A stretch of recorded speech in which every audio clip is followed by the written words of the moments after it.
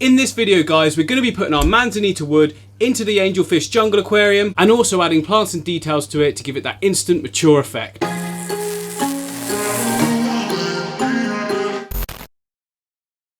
So welcome back to the vlog guys of the Angelfish Jungle Aquarium. As you can see behind me, we've now added our Millennium Stone in the previous episode, and the one before that we added our full substrate system, which is the volcano mineral and the decorative sand in the foreground. And I'm really happy with how it's all turned out. I think that looks really natural and good. We've got a nice big bank section at the back there of our aqua soil as well. That's tropical aqua soil. You know what guys, I've just realised I've got a big box of Manzanita Wood down here that I've not even opened yet.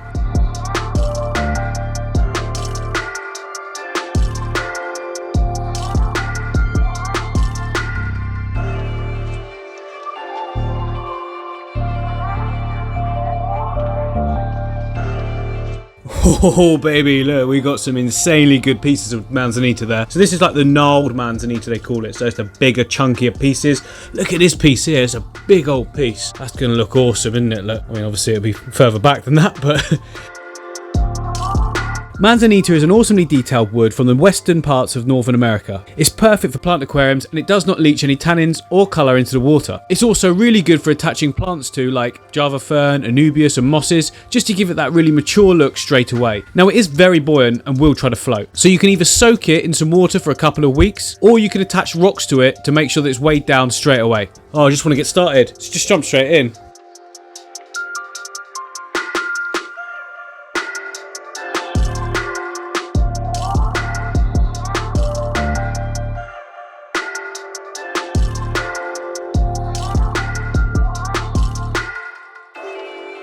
So you may have seen many other aquascapers on YouTube following specific lines with their wood, and I do that there's that again. I do that sometimes. But in this instance, what I'm trying to achieve with the wood here is create a framework for all the plants that's going to be placed amongst it. I'm trying to create a skeleton, if you like, and then we can place our plants all around that skeleton and condense them into the areas that I actually want them to be. So as I said to you earlier on in the video, I'm going for two main focal points with this one. Well, I think that is looking insanely good, guys. I don't know about you, but come on, like, look, especially when you walk in the studio. Hang on, just watch this. And don't forget, guys, if you are interested in joining Behind the Scenes Club, then click the join button below for loads of additional content. So we open the door and then boom, look at that. High impact that is, I think. So yeah, you could, hang on, let me turn off these lights behind quickly. There we go, right, look, so look at that. Like, you can see, I mean, there is kind of a flow I went with. You can see the angles sort of coming in, diagonals. You don't just want straight up stuff because it doesn't always work. But every now and again, like this piece here, it does work to do some straight pieces. But again, so I was talking about the two areas. So the area is going to be here, and then also over this side will be our two main focal points. This one should be a little bit higher than this one. But overall, in the end, it's all just going to be like just one big jungle. That noise again was... But I'm absolutely loving that, guys. But the problem is, well, not a problem, but what I've got to do now is make sure that all that stuff stays where it is when we go to fill up with water. Because if I was to start planting now and, you know, like getting some of the moss on the wood and the Anubias, fill it up with water, the whole thing would just float, every single bit of it. So what I'm going to do down here, look, it's Aquarium Silicone, specifically designed for aquariums. So I'm going to use some of this, which is not really a method I've actually seen others use really, but I'm just going to do blobs of it in certain points where the wood touches the rock. And then if I just do that and then a wood touching a bit of wood, afterwards you can go and cover it with moss or bits of gravel or whatever. But yeah, so just going to do that now, and then by the time it gets to the morning, that should all be like stuck down, and it actually means it's going to be really easy for us to start applying all the different plants that we want to the wood. So yeah, I'm just going to crack on with that now and get that silicone on those different points.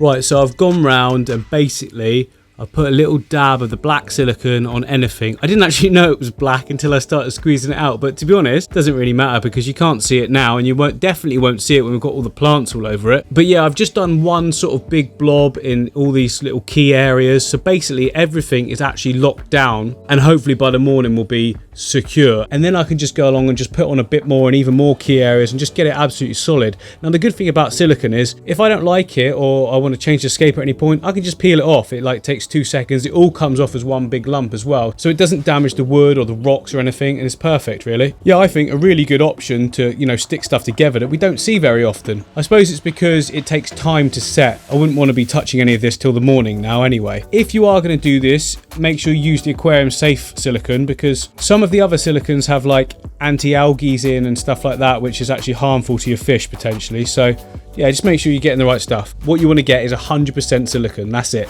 Right, so it's the next morning. Let's go and have a look and see if the silicone's dry.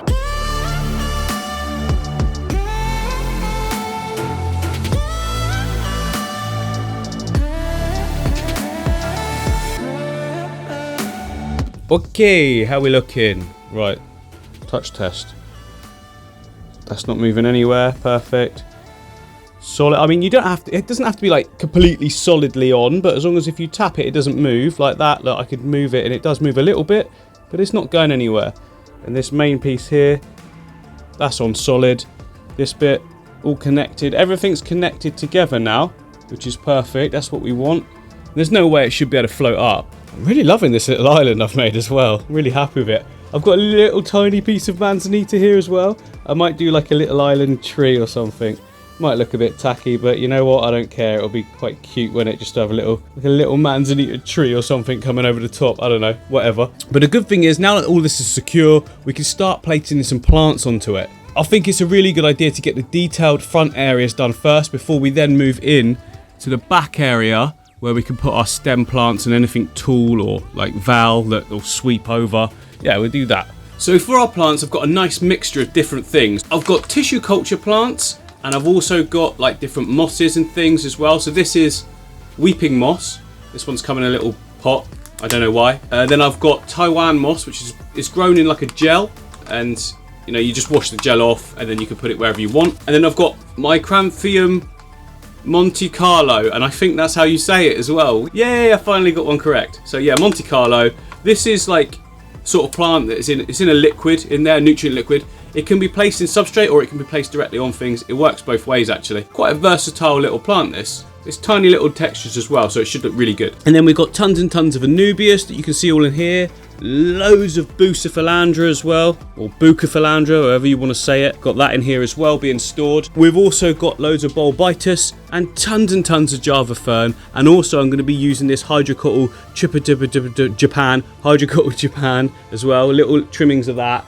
Can just go in all these nooks and crannies again, because that doesn't actually need to be planted. It will pull nutrients from the water column, which is ideal. So basically there's going to be like a solid wall of green effectively there, and then even more green behind it. And because of that, and because of how amazing this wood is, I don't want to put any moss on the wood itself. It's beautiful. It doesn't need to be covered in moss in my opinion. So what I'll be doing with the moss is attaching it to small stones and pebbles and placing it strategically around the scape. And then it will sort of fill in those areas as it grows and should look absolutely awesome. Why am I talking like this? So here's everything you're going to need to make some awesome moss rocks. Super glue, cotton, scissors, mosses of course, paper towel, water mister and rocks. Start by placing moss on the rocks, and when you have a good amount on, you can wrap the rocks and moss in cotton thread. It helps to have everything wet at this stage. It just helps it stick better to the rocks. Once you've covered the whole rock in moss and wrapped it in cotton, you can then add a dab of glue. It helps to have the gel form of super glue for this, but you can still possibly do it with the normal kind of super glue. You then place a tiny piece of paper towel on top of the super glue, press it down gently and allow it to stick. The point of this is that it's just much less fiddly than trying to tie knots, having it undo, and oh, it's pain, such a pain. This is so much easier.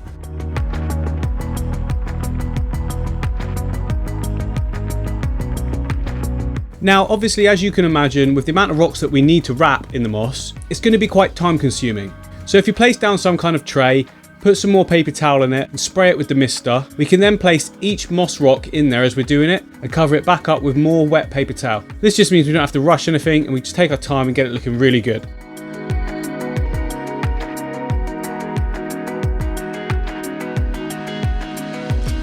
Right, so we've got our mosses all ready. Ta-da! Ta-da! Oh, ta-da! Everything's stuck down, everything's good to go. Make sure you've got your mister handy, because mosses will dry out quite quickly. They're quite forgiving, so it doesn't matter if, you know, you're not perfectly soaking wet, but you want to keep them as moist as possible.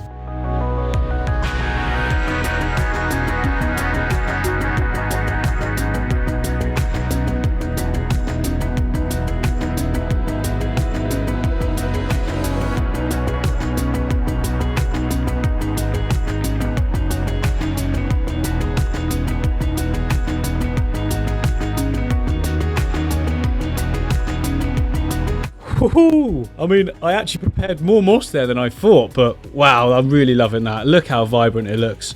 That's going to look amazing. Even like that looks pretty cool, doesn't it? But obviously we're not going to stop there. Nothing like stopping there, because next we need to add some of the Anubias and Bucephalandra that we've got in this tank. So I'm going to take it out, prep it all, and then we've got a whole load just to place wherever we want.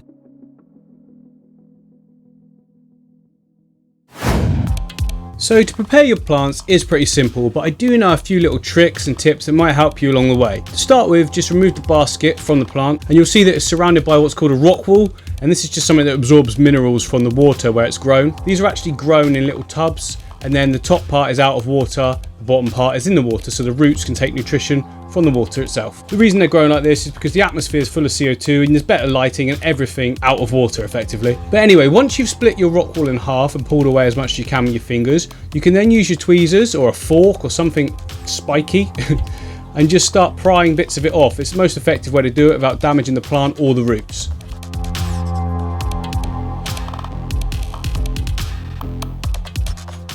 So that's nearly all the rock wall removed. We've got loads of plants there. We've got Bucephalandra wavy green, and we've got Anubias, Nana, Barteri, one of those. So now let's get it in the tank.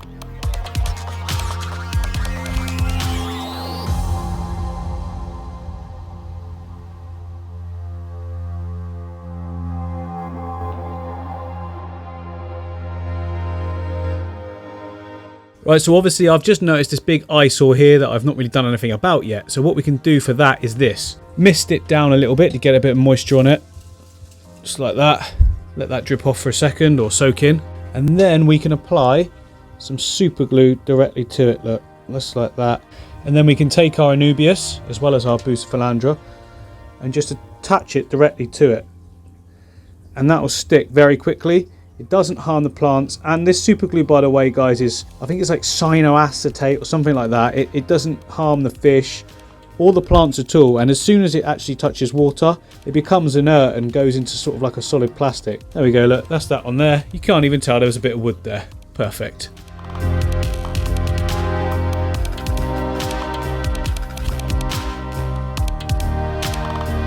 Right, so that's all of the Anubias in and the mosses. I think for the Bucephalandra, I actually want to attach some of that to the wood. It doesn't sort of cover the wood or detract from it in any way, and it's a really sort of subtle plant that doesn't grow massive. So some key little areas like here maybe, and on this little branch at the front. I'll still keep it low because it doesn't like too much light, but you know, like here would be perfect as well. So that branch, and then around this section I think would be really nice.